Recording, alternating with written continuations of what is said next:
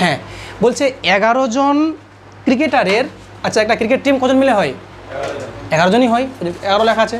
বলছে 11 জন ক্রিকেটারের বয়সের গড় বলেছে 20 বছর, তার মোট কত হবে তাহলে? 11 গুণ 20।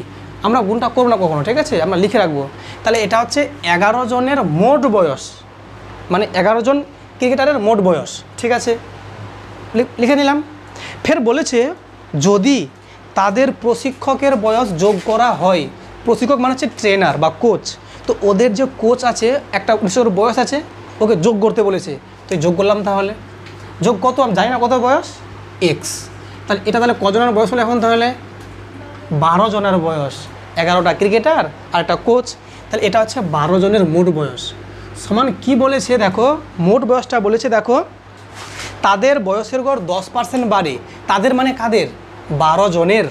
তাহলে 12 গুণ গড়টা বলছে 10% বেড়ে গেল। আগে বুঝো ব্যাপারটা, দেখো আগে গড় ছিল কত?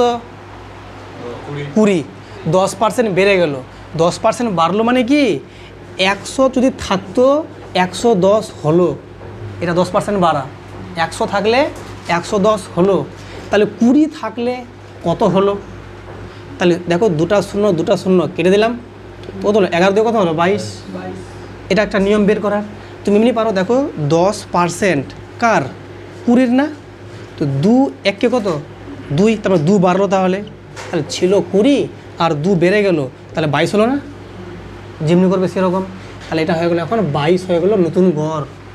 তাহলে বলো তো কত হলো? তাহলে দেখো আমি বের করব এক্সের মান, তাহলে এটা ডান দিকে আছে থাক 12 গুণ 22, আর এই জিনিসটাকে নিয়ে যাবো ডান দিকে, তাহলে কী হবে?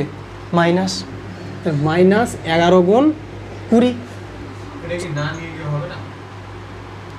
ঠিক আছে, ওই নিয়ে যাবে, চলো নিয়ে যাবো, আমি নিয়ে যাবো না। তাহলে দেখো, তাহলে 11 2 22 হলো, 220 হয়ে গেল, যোগ এক্স, এটা কত? দেখো তাহলে 12 2 24, 4 হাত থাকলো 2, 12 2 24 আর 2 26, তাহলে এক্স কত? তাহলে 264 থেকে বিয়োগ করবো 220, 4 0 4 ছোটো 4 44 বছর। খুশি এবার? খুব খুশি।